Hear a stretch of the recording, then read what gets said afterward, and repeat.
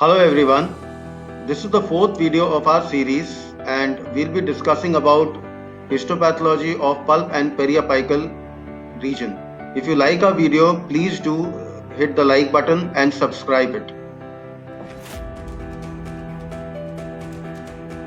We shall now talk about acute pulpitis. As the name acute, it is severely painful and is elicited by hot or cold food stuff. Now, characteristically, the pain is also still present even after this stimulus is removed. So now we draw first the dentinal tubules. For convenience purpose, we are drawing normal dentinal tubules, but actually the dentine will also be involved because the caries spreads from the enamel to the dentine, then to the pulp. Now once it reaches the pulp, the blood vessels show dilatation along with engorged blood elements, and the connective tissue stroma will show acute inflammatory cells. Now these inflammatory cells will be seen just outside pavementing the blood vessels, and eventually as they increase in number there will be collapse of venous, eventually leading to hypoxia, due to which there is severe pain and pulpal abscess.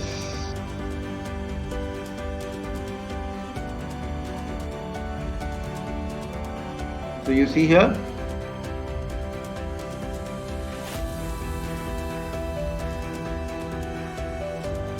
now we'll talk about chronic hypoplastic pulpitis. This is quite interesting that here, instead of pulp responding to the noxious stimuli as getting reduced or diminished in size, here there is an exuberant or a proliferative growth. It is usually seen in children who have a good reparative or resistance to the stimuli. So first we draw the dentinal tubules, one part this way extending. The second part of the dentine, you see that the odontoblasts are reduced in number because of the chronicity of the lesion. Then you have a connective tissue stroma, which resembles a granulation tissue and consists of delicate fibers, blood vessels dilated, and lymphocytes cells. This is the interesting part, that the epithelialization of the granulation tissue occurs, and this is due to the rubbing of the mucosa onto the lesion. So it forms epithelium. Okay.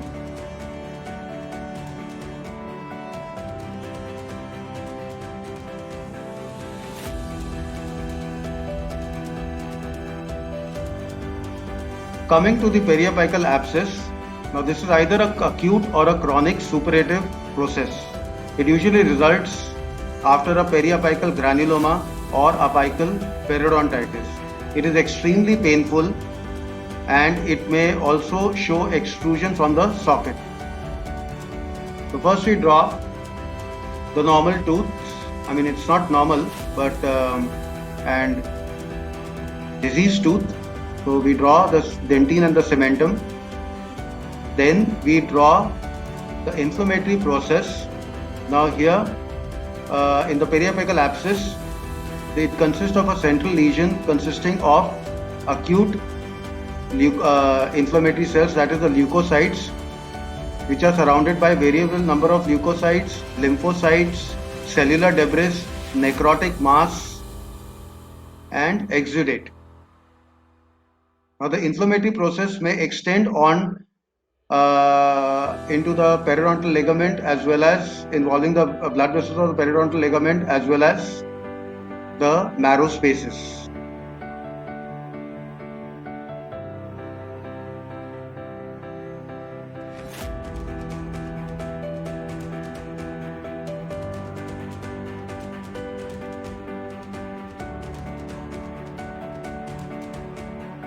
Now let's discuss periapical granuloma.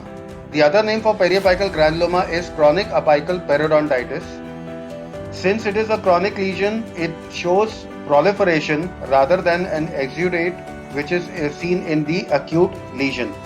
The symptoms for this patient are quite subdued, and the pain will be dull. So we'll start with drawing the tooth structure, the infected, and from the apical foramen, the infection goes on to the periapical area if it is not treated.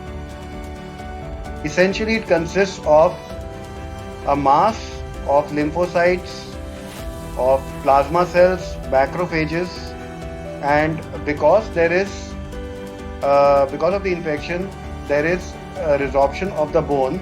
There will be formation of hyperemia of the vessels along with collagen bundles formation. It will also show epithelium, which is one of the characteristic feature, and this epithelium is present to ward off the infection or to control the spread of the infection. It is a common feature in all the periapical granulomas, and it is also responsible for formation of periapical cyst.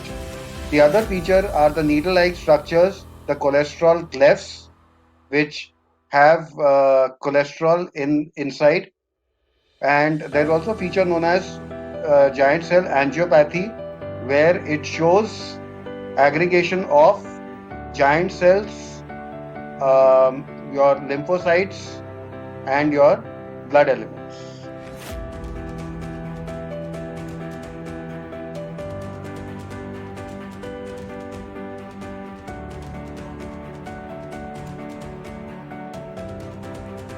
Now let's discuss osteomyelitis. Osteomyelitis is inflammation of the bone along with its marrow contents. It usually follows the sequel of acute pulpitis. So first we make the bony trabeculae. Now since it's an inflammation of the marrow contents, the medullary spaces will show inflammatory cells, and these inflammatory cells in acute lesions will be obviously acute inflammatory cells, whereas in chronic lesions such as chronic suppurative osteomyelitis, it will show lymphocytes. Okay. Now the osteoblast lining the bone will be destroyed, and the osteocytes within the bone will be lost, and the lacunae will appear empty.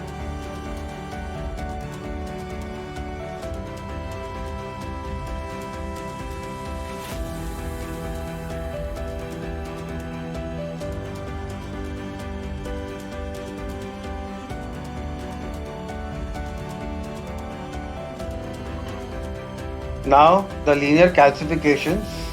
Here it is a kind of a diffuse calcification which is seen parallel to the blood vessels. These are most commonly seen in the root canals compared to the pulp chambers and may pose problem in the root canal treatment.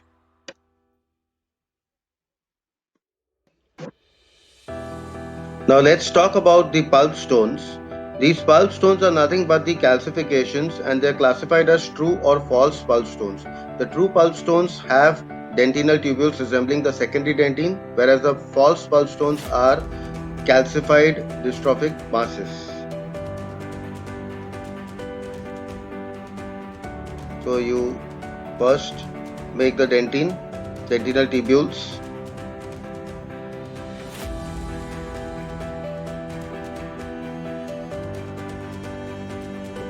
Now these are the true pulp stones, where you'll see the dentinal tubules and they resemble the secondary dentine. Now they are classified as embedded, attached or free. When the pulp stones are inside the pulp tissue, they are known as free. When they are inside the dentinal tubules, it's known as embedded, and when it is attached to the odontoblast cell layer, they are known as attached. The other one is the false pulp stones, which are nothing but dystrophic calcifications around central nidus. They are usually present in the pulp chamber. Thank you.